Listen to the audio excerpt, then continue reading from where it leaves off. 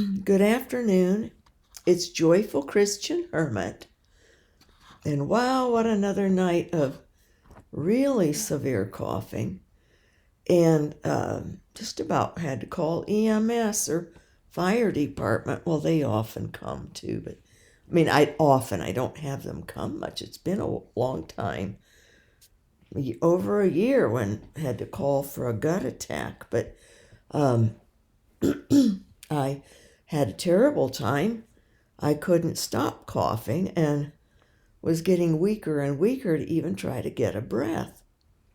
So I have decided I'll call the hematologist oncologist and ask if he has any ideas of how to boost my immune system and help me push through this better. This shouldn't be this way. And then I'm going to say something, or I can't get into the better GP at this unit. He won't take Medicare. And I have United of Omaha, but they see the Medicare on there as my primary. And so I wasn't able to get into the I guess he doesn't feature, or maybe they let this less competent doctor, he's nice, he's more maybe reticent. There may be some kind of a little control thing. Or I respect his intelligence, he's kind, but this didn't need to be like this. Had he let me have the Medrol dose pack, it'll be 4 weeks on Wednesday ago, I would have better gotten on top of this, and then wouldn't have had the super strong prednisone that's made me even more sick, nausea and more appetite loss. And but I think I'm sounding better today. But after I talk, then I'll have another big coughing spell. But he doesn't grasp arachnoiditis. He was aware of it, had heard of it at least, but I'm also going to call them and ask them to he can get a hold of my spine, the neurosurgeon's reports, the neck. He needs to be aware. Now my mid-back is so terrible from the coughing. I had to take the breakthrough pain med today on top of the regular pain med, and I'm just sick feeling. I'm so weak to get up or to eat anything. So this is not the trajectory that it should have for a sinus upper respiratory infection. I don't even think from their tests had much infection left in it after 3 antibiotics. So, but it's lingering, more than lingering, but depleting me totally. So I thought, well, we need some upbeat here. I'd noticed this woman, I think it's been a week ago, was her, there was something she had written in this site that I get. And I thought it was very good, and it just shows how anybody can just choose God, choose good, and cast the nets with some idea, some thought of goodness, or an inspiration from God will come and go with it, and God will mushroom it for you. And it doesn't, we can be in bed and do good things. We can use our suffering for so much. I think God's using a lot of mine for this country and this new president and the people working for him, because he's, as this country goes, so will go the world. And that's been seen in economics.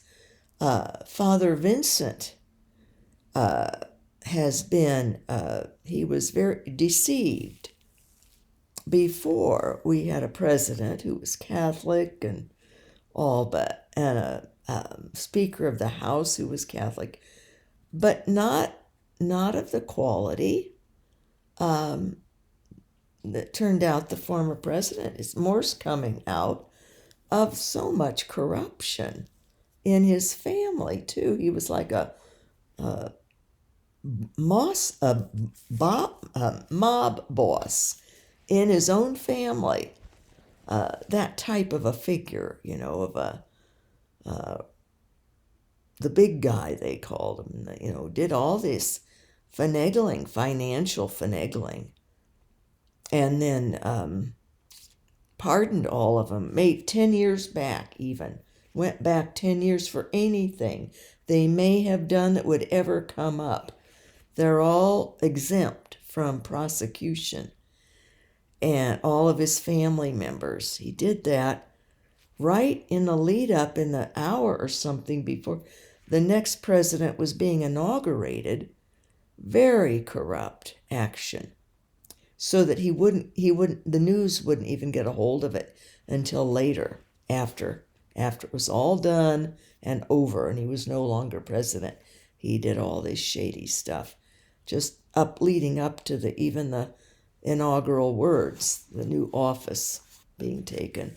So, but Father Vincent caught on in the last 3 years or so because of his country and what was happening. Because before, when we had this same president now, before, Nigeria was getting at least a little better help.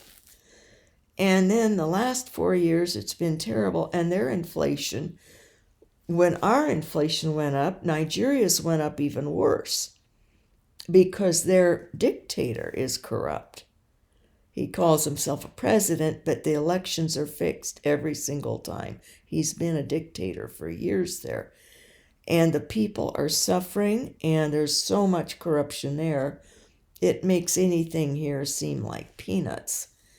And so some newscaster this morning I think it was an old interview last night or at some airport with this current president, asking, is he going? What's he going to do about South African countries, of which Nigeria is right there? And he said no. He says they're investigating even more, but he's so aware of how horribly treated the people are by their corrupt leaders that he wants to find out more exactly what's going on, but knows how terrible it is for them. And so he's, there'll be the continue aid to them, even though he said he realizes they get very little of it, the people themselves. But he isn't going to do anything that would jeopardize what little they would get. So I wrote that to Father Vincent because I knew it would uplift him. God is using him there in Nigeria. He's was considered one of the best in his community, the Spiritans, community of the Holy Spirit. He's a very strong, holy human being and soul, and is sacrificing. He was going to have this parish here hired. He was hired here. And he went back out of his devotion and sense of propriety to his religious superior to ask his blessing and for that promotion, to bless him for it. And I think probably to see his family before he would be here for a couple of years at least in a parish in my hometown. I knew he would be mistreated by the priest who was there, but used, and unappreciated, but given a lot of the work, and that the people would. He's so spiritual, and holy, but his accent is very unusually thick. And small town, Midwest, they don't take to, didn't for years. I mean, all growing up, there were never any other races in that town. And wouldn't have been accepted. Of course, now I don't know if there are maybe some at the college, students maybe, but still it's pretty tight. And but they would treat people okay, but they wouldn't, not if they can't understand his sermons. Then the parishioners would be very frustrated. They were before with, it was just, well, how they were with me, and I'd grown up there. So it's like Nazareth. So I wrote and told him, you're meant for greater than Nazareth. You're meant for the world. You're meant for your country, to help save your people. And we developed this, it's not dedicated at all, but I said this was a few years ago, we need to dedicate Nigeria to Our Lady of Nigeria. So we always write that back and forth, pray, Our Lady of Nigeria, pray for us. And so I mentioned today, if there'd be anybody I could write to there, a cardinal or a bishop, or if he could, or his superior, to see if they could somehow officially dedicate, at least in their diocese or within their community, their country, to Our Lady of Nigeria, to the Virgin Mary, just within the Christian community, of course. It couldn't be known too much other than within, because of the kidnappings and ransoms that sometimes they don't even ask for a ransom. They'll just kidnap the priests and kill them. So, or other Christians, and so it's other denominations too. So I thought, this is a day for upbeat and positive. So here's this Madeleine DelBrel. She was born in France in 1905, October 24th. Her father and her paternal grandfather were railroad workers. Her father also had an artistic disposition, and DelBrel inherited his interest in and talent for writing. She gained notice for her poetry and was a gifted pianist. She lived in several different places in the course of her childhood and was never able to feel at home or make first friends. Her parents were not religious, so DelBrel was an atheist by age of 15, experiencing life as absurd. So that would be by the time she was 1920, 15 years old. At 17, she wrote a tract titled God is Dead, Long Live, which expressed her view that death is the only certainty in life. And that's young, she was, I related. I wrote in my high school, I wrote essays and things. That's very serious. I won a contest in the state for man's inhumanity to man. And in essays, I remember my advanced placement English teacher, when I was a senior, just wrote that it made her shudder. She said something about the depth but the darkness of what I saw through of life at my age. And I did, that's God showing me the reality, seeing through things, and how I felt about the mistreatment of people, the injustices, and also of even teens, the superficialities. So, and the importance of living our lives well, as best we can. And that's why I'm concerned.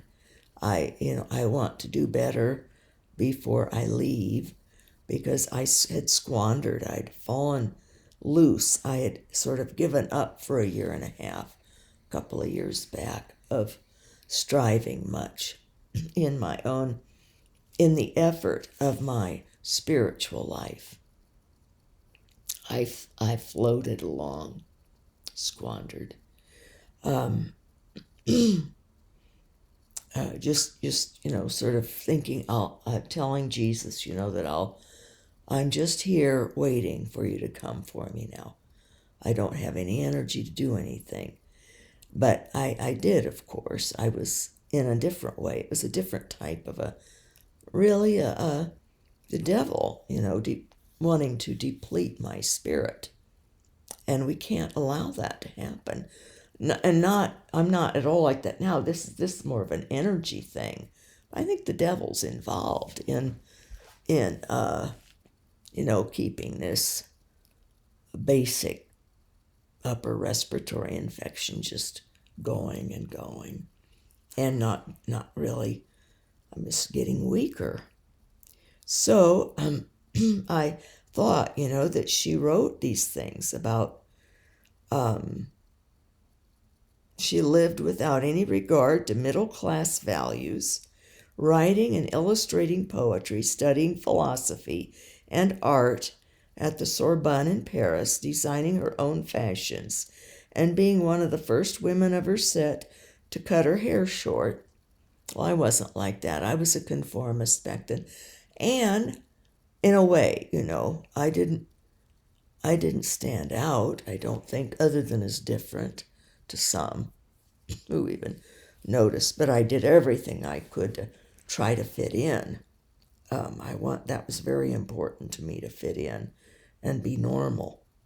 So, and succeed, and I was very interested in theology and God and all that, so very different in that sense, but a lot of young people get very intense and concerned, but then lose that like she did, and just decide, grab the secular, live as well as you can for as long as you can. What else is there, kind of thing. So when her fiancé suddenly decided to join the Dominican order and her father went blind, her life fell apart. See, reality hit. At the same time, she began to notice that life did not seem absurd to her Christian friends, who still enjoyed life as much as she did. Suddenly, God's existence did not seem a complete impossibility anymore. God was working on her. He wanted to use her. DelBrel decided to kneel and pray, and also remembered Teresa of Avila's recommendation to think silently of God for 5 minutes each day. I'd forgotten about Teresa of Avila recommending that. Her books, The Way of Perfection, is very easily read and so much practical advice. And she repeats a lot. That sort of drove this friend from high school, older man then, when he was reading her, read a book in a class so he could get a spiritual director certification from some religious sisters. Even though he's Episcopalian, he wanted that, and to be a spiritual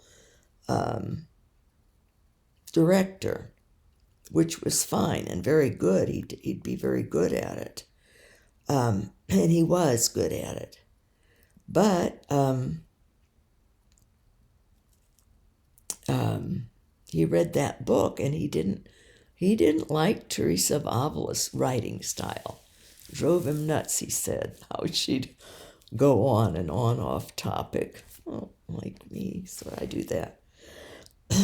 So, DelBrel called the year 1924 the year of her conversion, for in praying she found God or as she felt, he found her. To her, God was someone to love, just like any other person. At first, she considered joining the Carmelite order, but then felt called to be in touch with people and help them lead happier lives. So you don't have to be in a religious order or even a third order. God will show you your spot, and he'll do it beautifully. Remain open.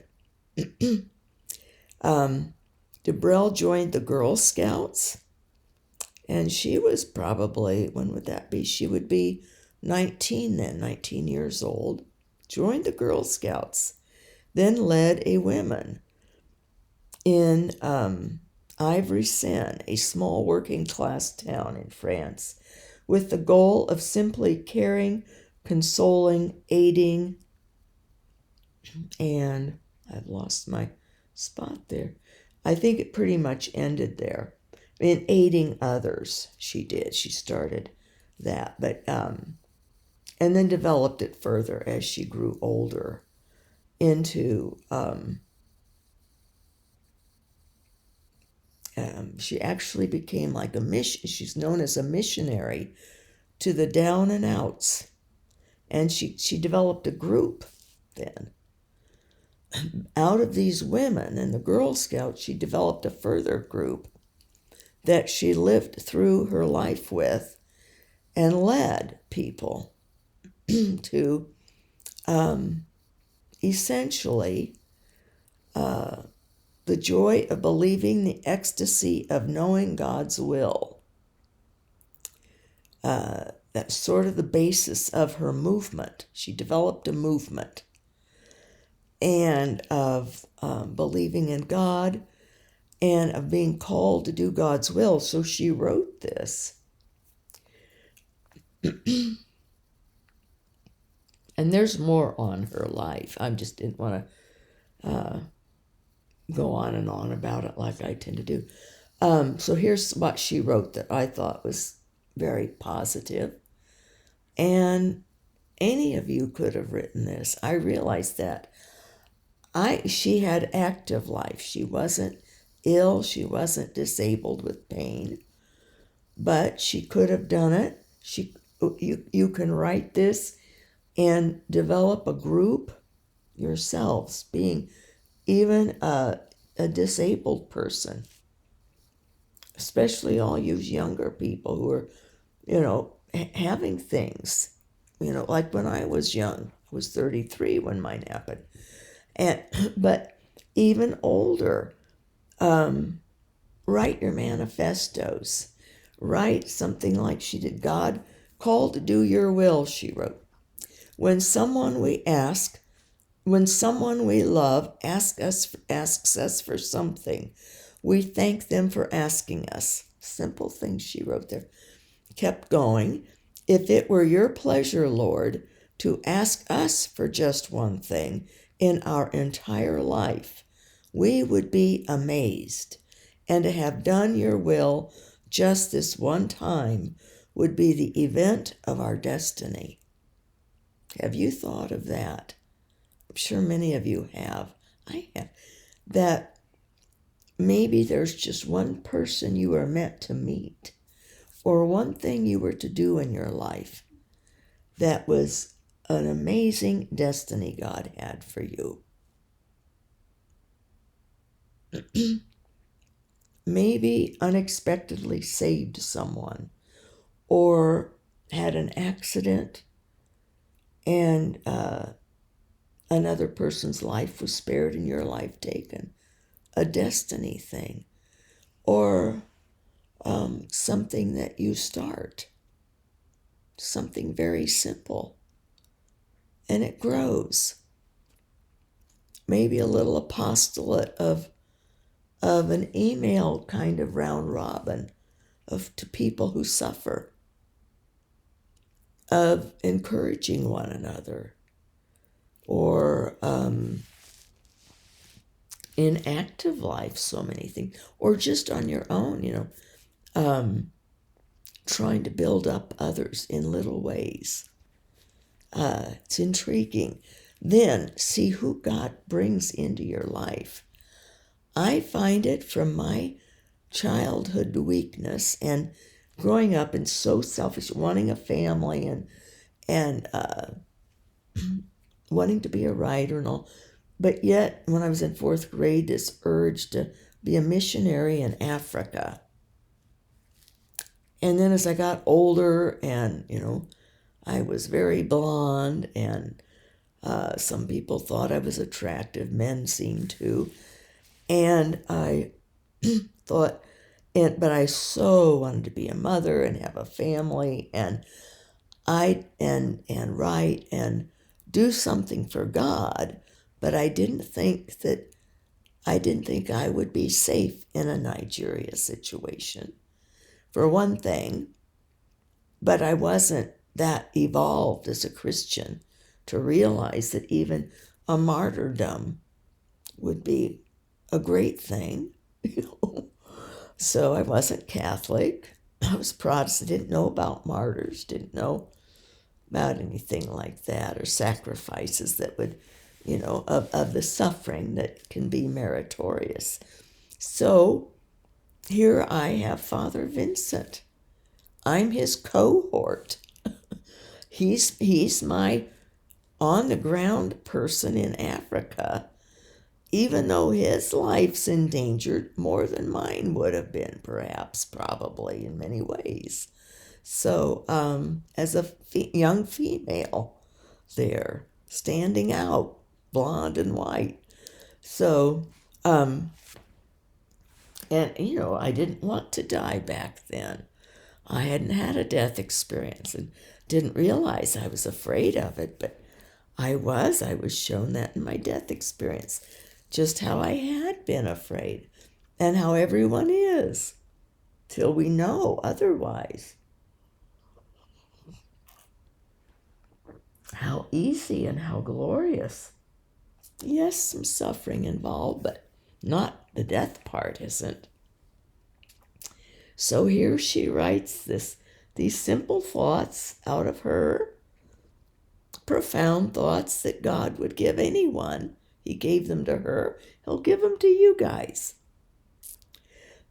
So she's talking about this and how we would have come to realize that just this one thing that we did would be the event of our destiny. Could be. But because every day, every hour, every minute, you place such an honor in our hands. She's talking to God in this. You'd place such an honor in our hands. We find it so natural that we are unfazed by it and indifferent. That every day, every moment, we're given opportunities and honors. Even this suffering's a tremendous honor.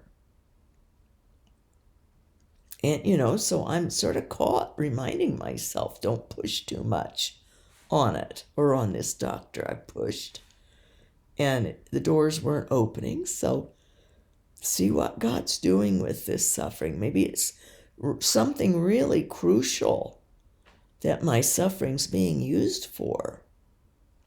But he's allowing me, I'm barely able to be here. The dogs, it's a challenge for me. This is the hardest time I've ever had. I've had the surgeries, but I would have someone checking in daily, home health or someone. So this is a challenge with how weak I am. But it's working. God's still doing. And this could be one of the greatest times of my suffering being utilized for something I don't know. So we must not remain unfazed. We must recognize that great things are going on, that God is utilizing us and wants great things of us that can seem so small that we ignore them. But to God, they're not small. I thought this morning, these two little dogs, they come, these doodles are like people. They truly are. But Costco had these little parkas, we had snow, and it was a wet snow. It kept wet snow this morning too, still coming down, and they line up. They take their turns coming to mommy to get their little coats on over their little sweaters. I've got sweaters on them that I'd gotten at TJ Maxx a couple of years ago on sale, but they've got these sale little parkas, so they won't get wet when they're out, and they like those. They appreciate it, the care and extra warmth going out. I know Mercy would give anything for a set of boots for her feet, but we're not going there. No, that it can't. That's Nigeria money there. She can handle it. But I thought, this is part of what I'm to do, is to take care as best I can of these little creatures who are so good to me. They're my enforcers here, keeping me going. So, and yet she continues asking God, and yet if we understood how unthinkable your mystery, we would be amazed to be able to know that our tiny duties are sparks of your will. We would be dazzled to know that in this immense darkness that covers us, the innumerable, precise, and personal lights of your wills, it's what they are. The day we would understand this, we would go through life as a kind of prophet, as seers of your providence, as agents of your interventions. Nothing would be mediocre, because everything would be wanted by you. Nothing would be heavy, because everything would be wanted by you. Nothing would be boring, because everything would be love of you. See, some people get bored. My cousin was bored. And so she getting this downloaded book with ideas on how to improve your inner experiences. It's not per se God, but it'll have thoughts that God could be easily adapted to God, but not everyone's there yet. So we work through the temporal with them. She's there with God, but she doesn't gain from things like this like she will from a more temporalized book of, maximizing your interior experiences. But it'll give good tips that if you or I would go through the outline of that book, we would see, well, I can get more out of reading some scripture, just direct, because we're more used to that. We're more plugged in to God. But it's okay, we understand and help people where they are, like she did, helping the down and out. That's what she approached it as, at a very temporalized, easy to understand basis. But she drew God in that, see, increasingly. So we all are predestined to ecstasy. This is what I was starting to talk about the other day, that we don't have to have the mystical kind, the religious kinds. We don't need bleeding stigmata. We don't need to go comatose during Mass. Beautiful gift, and I appreciated it so much. And it had a big message, which I've tried to share. And if the bishop and the priest weren't that blown away by it, and were too busy worrying about if I was making this thing happen to get attention or something, me who never did anything to get attention and very awkward in front of others, that was up to them. That was the devil blinding them. But also it was God wanting me more for himself and out of parishes where I was constantly distracted by that garbage stuff going on and all the temporal ridiculous stuff going on, the silliness of man's inhumanity to man, vying for positions and for being favorites of priests, and who gets on the parish council, and who's going to look important, who's going to hold the cup, instead of just handing out the host who's going to stand by the priest in the communion line. These women would beeline up there, and occasionally a man, rushing even before the time to go up to the altar, so that they could stand next to the priest to hand out communion. Yes, it gets that immature and out of line. And it was a terrible distraction for me. The ecstasy was a blessing. I knew they were probably still doing it, obviously, but at least I wasn't aware, noticing it like I had before the ecstasies.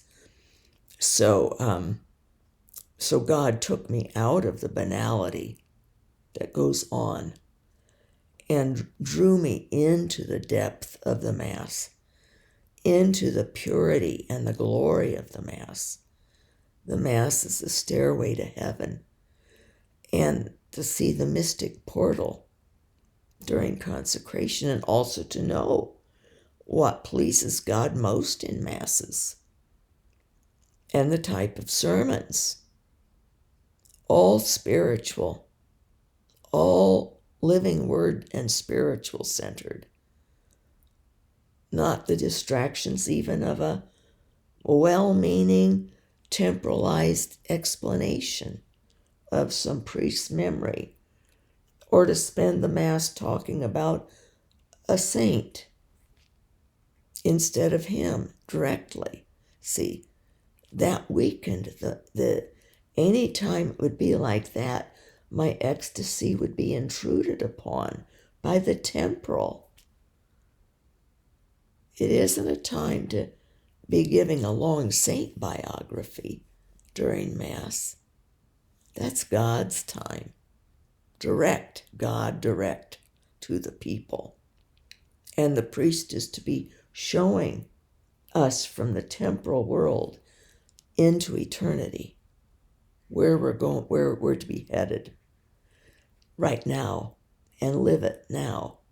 See, so it would always be, but it wasn't terrible that it would be hell when they bastardized the Mass in some way. If someone was at the altar who was not holy, not living a good life, and or getting off into temporal.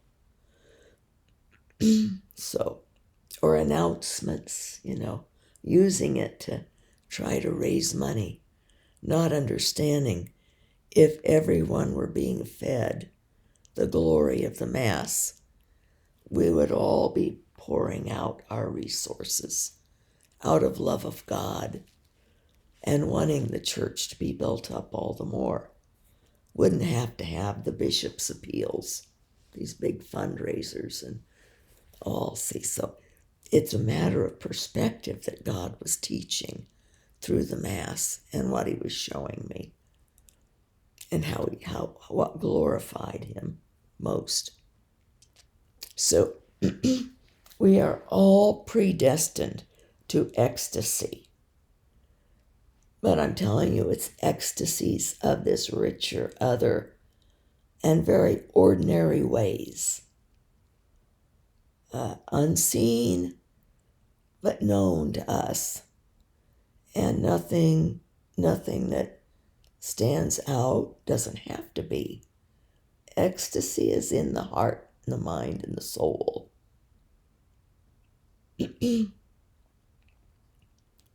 All called to come out of our poor imaginations, called to emerge hour after hour in your plan. No one is abandoned or left behind, but of the blessed called to know what pleases you, God, called to know what you expect of us in each moment. So, see, this is what she came to just out of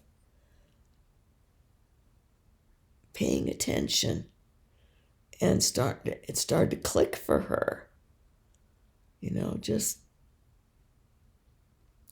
Like it did with Teresa of Avila, John, all of these saints, and everyday people who aren't saints, who aren't known at all and never will be, except by God and those around them, who they make major difference to in their lives. In simple, humble, quiet little ways of all types of, all denominations. But I will say I've been brought to where God wanted me, and what a difference it made in my life. Totally. Wow. Guy said the curtains were fully opened and continue to be. It's just a broad spectrum. As I say, a never-ending treasure chest. Every day there's another person to meet, something they've written, something they've done, a prayer that they've said, a scripture that I read yet another time, and something in it opens up. The Holy Spirit awakens us. And it doesn't matter if I weaken and weaken, because the soul just gets stronger and stronger, see? That's the thing. And I'm just trusting that, just keep going. Wait it out. Don't get angry, except if I'm going to use it to push myself a little more. I'm going to try to eat a little better, eat more, but boy, the appetite's just gone. So, and I might think I'll call this Dr. Tella and ask if there's anything recommended, but I'm doing all the supplements, but we need to cooperate with all that God has provided in the temporal world and through brilliant people. So I have this, by the grace of God, was given this hematologist oncologist doctor. He's a combo. He's from India and brilliant. And I didn't even know why I was there. I was stunned. What? Hematology, oncology, I'm fine, but and I ended up, I was okay. But he'd have some ideas on if there's anything to take, some kind of supplement even, or that I'm not thinking of or haven't researched. So, but maybe I wouldn't be benefiting and growing spiritually in this way then, because I've come to that. Like I say, a few days ago, I had that shock point of, well, at some point I'm not going to get better. Maybe this is it. And then mentally you adapt, you start making the little mental plan of actual, I listed some other stuff. I listed some toothpaste today that I can no longer use. It's too hard on my gums. I've had gum problems. And get that sold. And I sold today, they're coming Wednesday. I had these toothbrush heads that were too hard. My dentist said, no. And I'd used one, but also my toothbrush broke. And he wanted me to get a different kind that's supposed to be better for gums. So I sold those toothbrush heads, $30 for the Nigeria funds coming on Wednesday. So that was exciting. And, so God drops in these little bits of temporal encouragements that are huge. That's about not quite a third of the girls' tuition over there in Nigeria. So, it's good. And the longer I resist any lazy thoughts of maybe I should board the dogs for a week. But last time one of them, the big guy, came back with an ear infection that costs. So the pets are costly. And these are not the most because they're so in and isolated that they don't really have much go wrong. But I thought, no, I don't want to incur that cost, risk it, and I need to be pushed by them. God gave them to me to push me, and they're attached also anyway. So, but it's in all the little ways. Let's just keep open, keep encouraged, and do not discount yourselves. Do not think that God is not right there wanting to use you every moment. And some little fleeting thought you have, or a little snippet of a dream, or something from childhood that you thought you always wanted to do. Open up to it. Ask God to let you do it in some way you hadn't thought of, or bring a means to fulfill His will in ways you'd never dreamt. And then, even if it seems like, well, I couldn't do that, let him do it through you. He will. And it doesn't have to be great. What I read of her, if you just read it through, like if it were in paragraph form, and if we didn't read it slowly and ponder it line by line, it would just seem very ordinary and not that big a deal. And these books that are out there, every little bit helps. They're needed, the more temporal type books, to reach into other people who don't have that confidence in themselves with God, to think that God could tell them directly how to not be bored, or how to perk up, or how to enhance their inner life, seems like, making yourself getting much greater things out of your life. There's more on that line of experiencing your inner greatness kind of thing. Well, God will do that for us. But a lot of people don't have that relationship built up yet with God. So maybe they will through a more temporal explanation.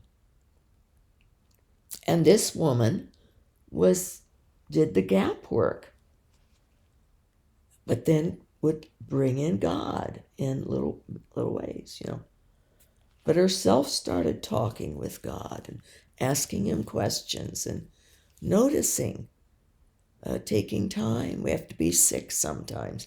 And I'd be probably working in here, doing something, maybe putting the flooring in or something, if not for this. And instead of having time to do more pondering, meditating on the love of God in other ways of just how loving he's been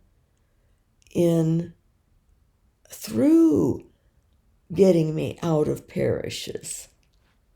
See, it was my selfishness and my own pride and ego still that had me react and hurt.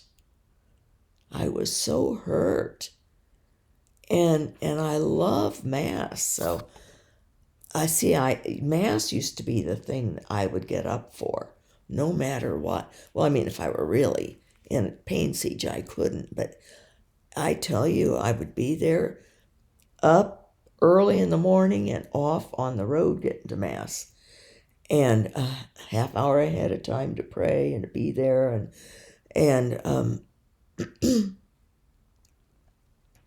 And so the dogs basically had to replace to be my wake-ups because I can't do the sitting either. See, God made sure he wanted me to be a hermit of the early centuries in the desert.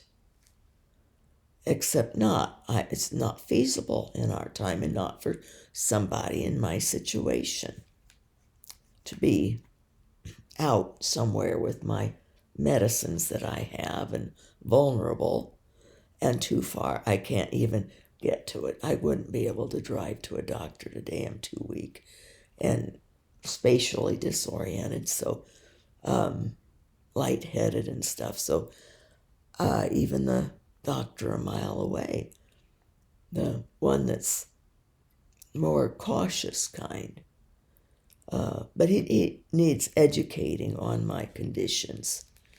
I don't think he would not intentionally. The coughing and the pain it causes my unstable middle back, that was an unnecessary. But hey, maybe it's doing something for Father Vincent today, helping him in some way with very difficult situations, or helping the government.